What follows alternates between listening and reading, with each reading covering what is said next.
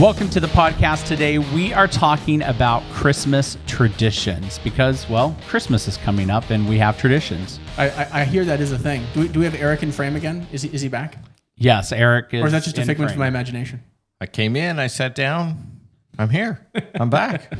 So this feels like it is under our umbrella of like Christmas expectations. Right.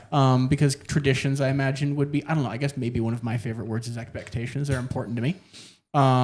So yeah, like Christmas traditions. We were talking about Santa in our last episode. Yeah. So obviously a Christmas tradition. I think, Josh, were you the one who had mentioned the elf on a shelf? Yeah, I mean that's a pretty we big. should talk about. Yeah, I think that's a big thing. So because I see both things on social media, I see like parents who are like, "This is so much fun," and then I see parents who are like, "I wish I had never started this. This is ruining my life." Yes.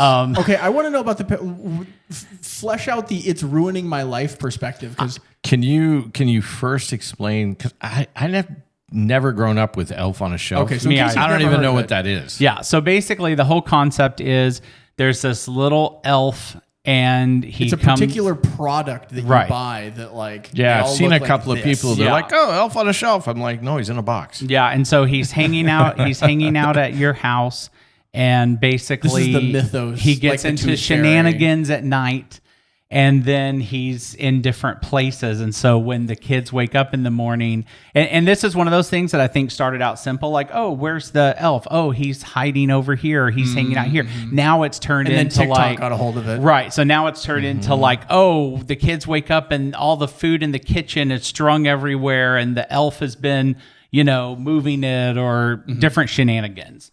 And so that's sort of the I whole wonder deal. if there's a connection for like the way. So like a tradition I am aware of is if you have a nativity set, you Yeah. hide the pieces of the nativity set around the house over sequential days, and then you go find.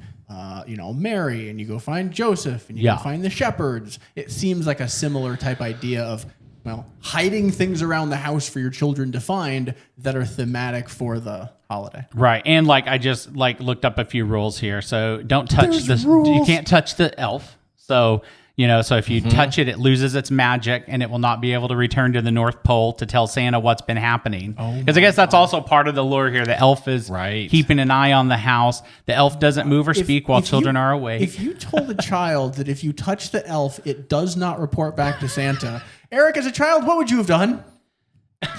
I'd have hit that elf. Right. I'd have Now it touched can't. that elf. Now it can't tell Santa what I've been doing. Perfect. Yeah, I don't that's think a great. good. I don't think that's a good rule. Yeah. That's gonna backfire on you. Yep. And the elf watches over the children all day and then returns to the North Pole on Christmas Eve and helps Santa prepare for Christmas. But then also in the TikTok versions, the elf is naughty and does bad things. That doesn't. That's not in accordance with the way you're I don't describing think that's things. with the official Like- elf on the shelf. Probably more like Krampus on the shelf. Yes. Yeah, I've just, There's a good holiday There's a- tradition. What? Coal, nothing. You get beatings. the reason that I kind of bring this up and we're talking about this is, one thing to be aware of is that the Elf on the Shelf or Santa Claus, you are telling your children that these are real. Yep. And I have met adults. In fact, in our last podcast, we talked about the drama teacher. When she found out that Santa Claus wasn't real, it destroyed all the trust she had in her parents and what they would say. That's a problem. I remember when I discovered there was no Santa Claus, and there is a shock that kind of hits you. And my parents had worked with it and had done enough kind of plays on words that they would be able to go, "No, remember when we said these things?" And they explained, okay, it's a tradition. It's something that we allow to be a part of Christmas, but remember how we said these certain things? Remember how you watch, the cartoons and we said, Santa Claus is not exactly like that. So they had done some prep work in that. When we did Santa Claus kind of with our Christmas traditions, we just kind of told my son, okay, yeah, you're going to hang your stocking up and Santa Claus is going to come. And by Santa Claus, we mean us, but you're not going to tell anybody that, other people do believe in Santa Claus. but it's really not Santa Claus, but we say it's Santa Claus, but it's really us. What was your so like I would think behind that you were trying to avoid the I'm going to tell my child. I don't want to lie to you. Yeah, I'm going to tell my child something that they might later perceive as a lie and lose trust in me. So you just like didn't. Yeah. You didn't do that. But then also the cultural thing of, and if you go to school and tell kids that Santa's not real, then that might be a different problem. And it would be, and that does happen. Absolutely. I don't think my son, even though he has Asperger's, ever said just, oh, Santa Claus isn't real, it's my parents, because we're trying to couch it enough together, because all he cared about is, does that mean there's still going to be stuff in my stocking? Yeah, it's just going to, and presents too. Yeah, it's going to say from Santa, but he it's was so not worried about Santa. Yeah, no, he's like, okay. Yeah, well, I mean, I'll say that that's the same thing that I do with my kids. I mean, there's so many things that we talk about that are imaginary. We talk about dragons and fairies, and then the Easter Bunny and Santa Claus just get lumped into that. And my 5-year-old at this point, like she hears something that is outside the norm, and she goes, "That's not real, is it?" Right? And then sometimes I don't even remember. I wish I remembered what the last thing that it was, but I'm like, no, that thing's actually absolutely real. I don't remember what the thing that was that we were talking about. She goes, "That's pretend, right?" I'm like, no, that one's real. I wish I remember what it was. But yeah, we've done the same thing. It's like, yeah, well, Santa Claus makes it for a nice story, and reindeer don't really fly, but like just like dragons and fairies, we play pretend, and that's fun. So I mean, you can hate me in the comments, but get in the comments and tell me why you hate me. So. Well, and I think if you just think about some of these different things, and you can have them, you can totally have different traditions and things you want to do. It's just think about the trust you want your kids to have in you, and then go from there.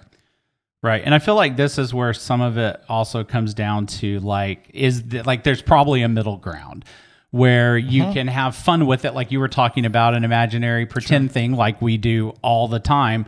But some parents, I feel like, they felt like, man, this is my duty to make this seem so real, to make it a bulletproof story, to just, pull out all the stops. And then one day, when you find out that's not real, that's where, But I feel like you could kind of do it with a little bit of a wink and a, I don't know what the phrase is. Is it a wink and a nod? A wink and a nod. Okay, yeah. Something like that, and still have fun with it and put it more like in the realm of all the other pretend that we do versus doing that. And so it's probably one of those things, there's not necessarily...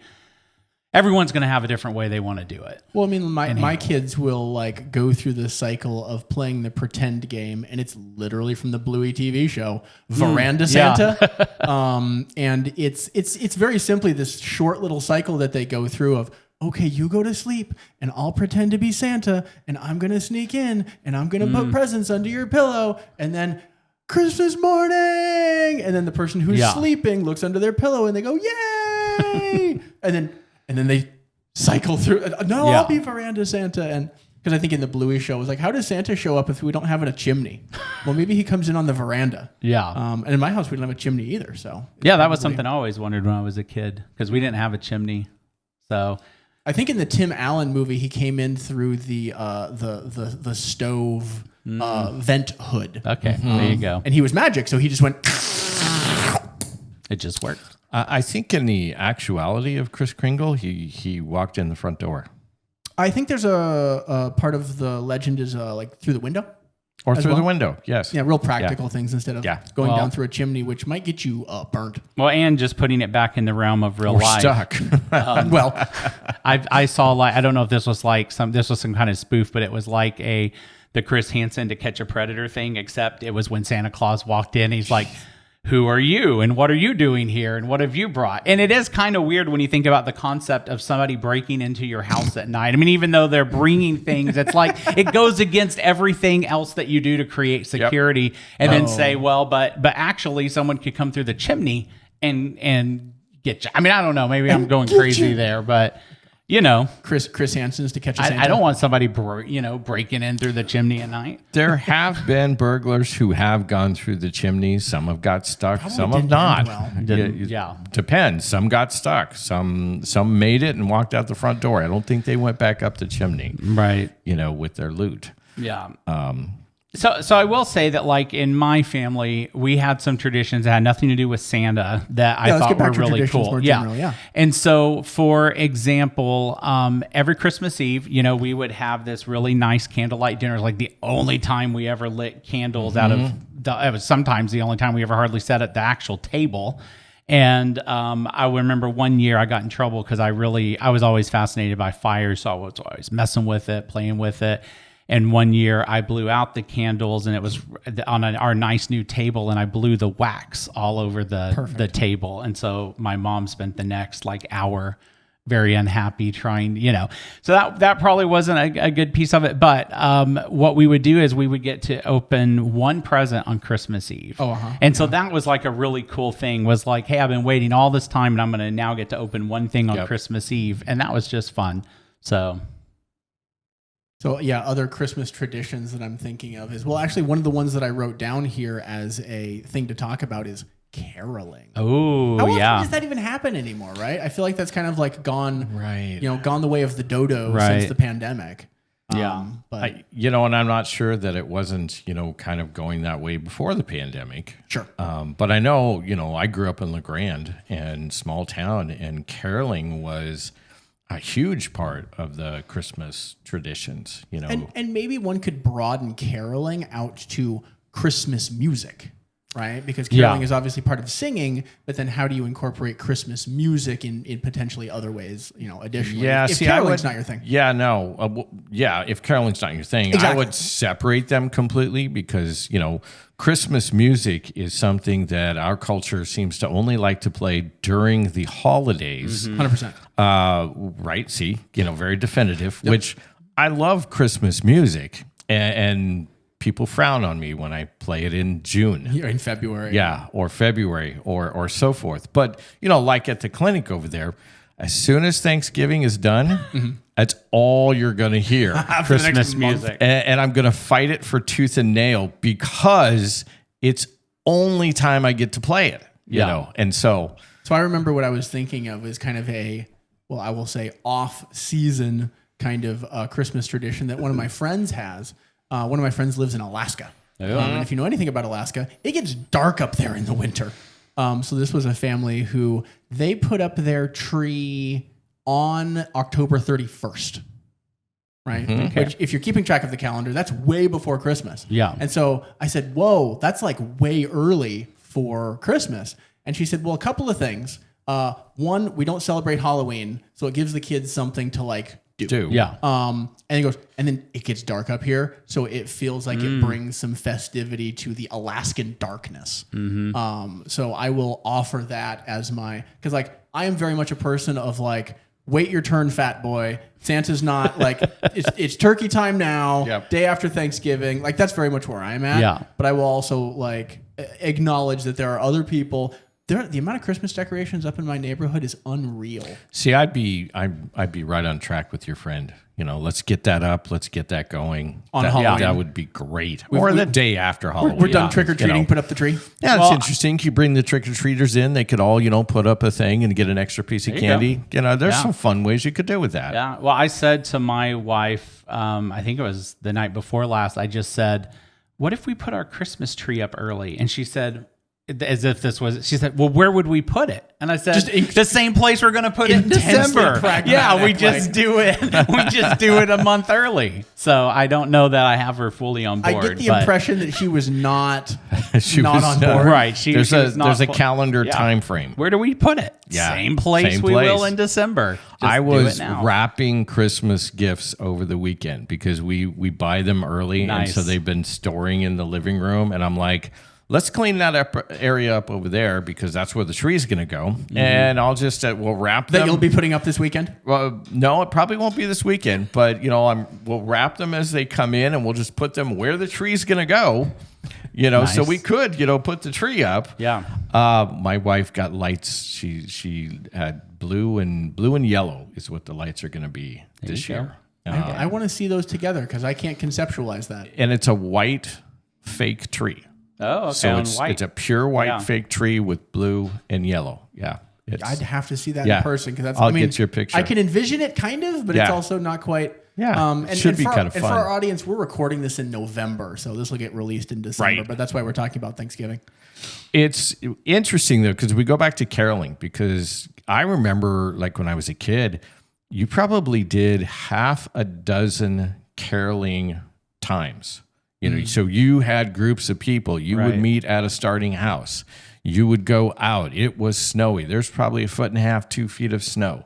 That's significant. That's real caroling. It's real caroling, like you see in a Christmas Carol, you know, and you're all kind of cold and laughing and huddling, and you go and you do the caroling from house to house to house. No, you don't. But that song does come up. But, you know. So who were these groups of people? You said you did it a half a dozen times. With who? My parents knew. You know, family and friends? We didn't have our extended family wasn't there, so it's more friends. But it was different friend groups, friends from church. You know, different groups would be there. My dad usually didn't go out caroling. It was, you know, my mom who was more, you know, would do this. I don't think I ever heard my dad sing, to be honest. Ever? Yeah, I think the one time maybe he went out, he whistled. Because that's what he did very well. Okay, he could whistle on tune. Well, it's a musical skill. So right, yeah. And so it always ends at another house. It starts at one house, it ends at a different house. And the thing that makes it such a great tradition is that the end house has hot chocolate, hot cider, and all of the different types this is of a Christmas house snacks. of someone in the group who's prepared for you to land there. Yes. Yeah. Rather than just some stranger's house of, we're coming in. Well, that's cool. Like Santa. That makes it more of an event. Gives it a... Exactly. Yeah. You know, and so you knew what you had to look forward to no matter how cold you were. Yeah. Well, and so again, I'm taking the idea of caroling and then trying to expand it for people who are like, I'm not going to go singing, right? So possible traditions that could include something similar of going to people's house for Christmas parties, or that's actually really where the idea was. You were talking about going to various houses when you were caroling.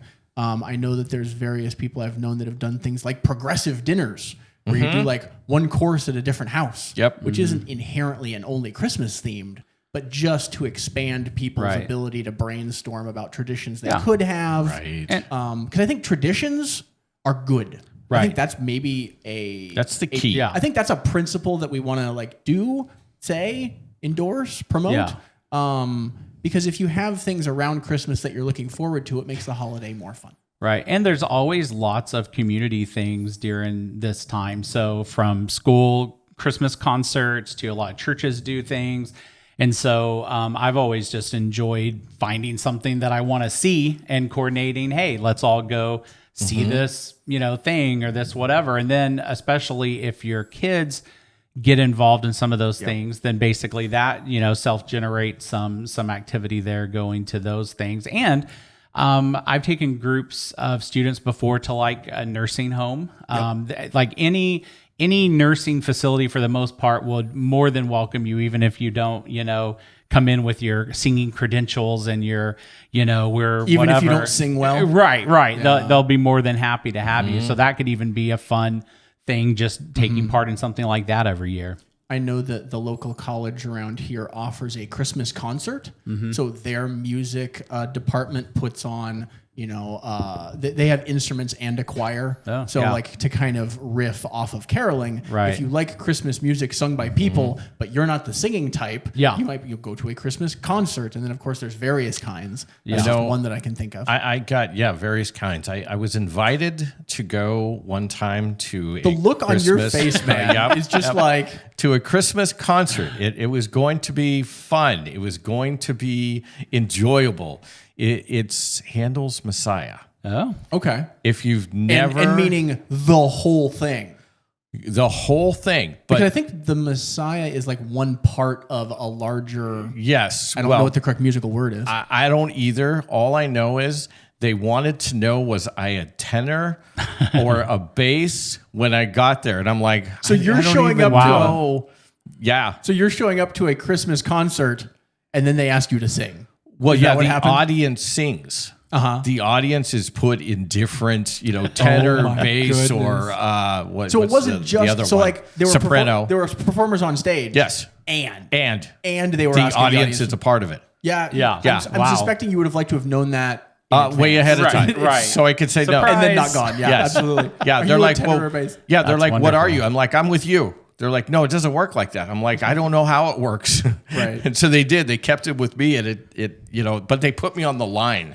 Oh my goodness. So Wow, that I was okay. to one to the other, because I'm like, I don't know what I am. I could do this. I could sing really high. I could sing really deep. They're like, oh yeah, we'll just put you on the line. Just put you in the middle. But it was a unique experience. That is, I mean, if you are into singing and like that was your Yeah. jam, it sounds like a cool event. You just didn't know what you were I getting into. had no idea what I am much the person who would have wanted to be somewhere else just watching.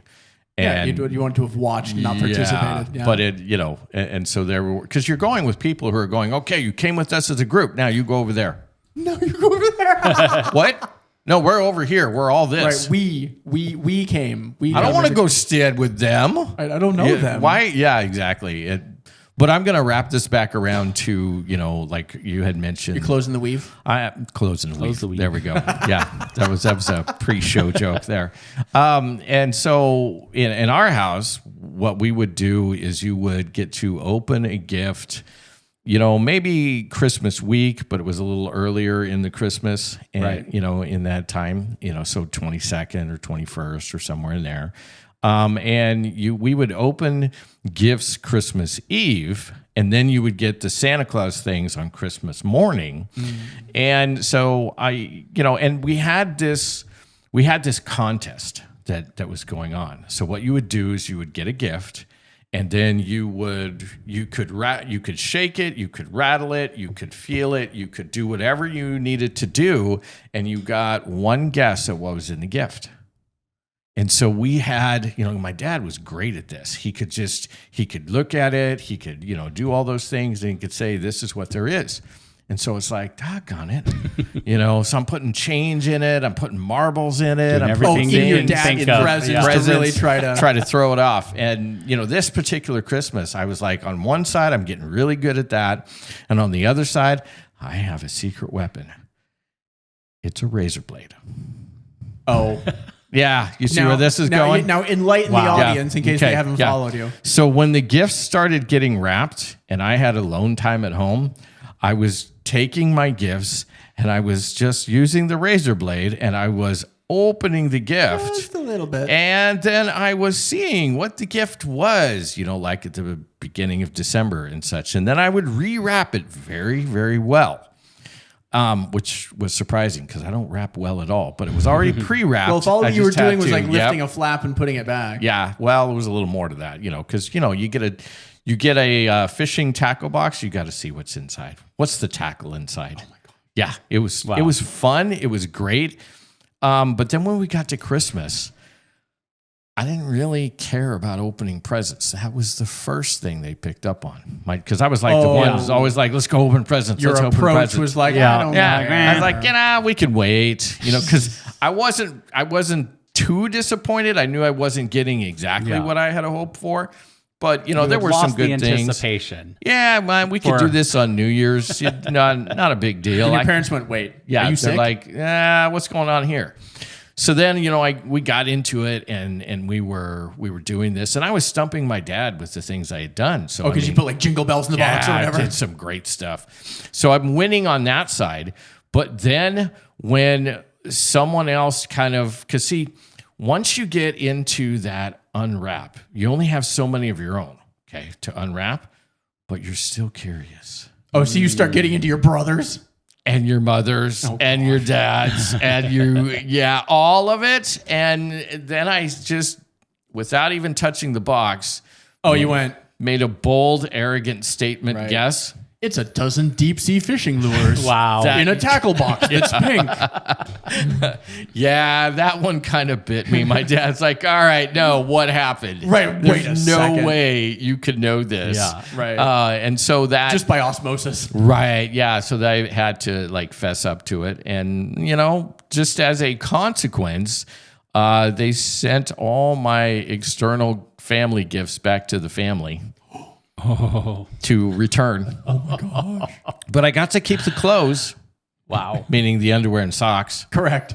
And Now, there were one or two gifts that I got to keep. One might envision that as a harsh consequence. How did you experience it as a child? And looking back on it, like, do you think it was appropriate? So as a child, I went, oh gosh, that's gonna hurt. And I felt it, And my grandma had said, listen, I took great pains to get him this one particular gift because at that time, Battlestar Galactica, the original, was out, and I loved the Vipers and things. And she found one, and this is without like a toy or a model or something. Oh yeah, without internet, without Amazon, without any of these things. She had gone to all these stores. She had found this toy that she knew I would like, and she had just told my dad, no. He's keeping that one. Right. Grandma override. Yeah, but send the rest, And so that helped to cushion it. But it was a definite, ow, I kind of really screwed myself. As I look back, though, I'm like, no, that was absolutely appropriate. Never again did I even think of touching the gifts to see what was in there. Because in a half a second, you went, don't want that again. Nope. I'm not going to take that chance. I'm not going to risk losing those, and for what? There was no big benefit that came out of that. Right. Yeah. So you could win the guessing game.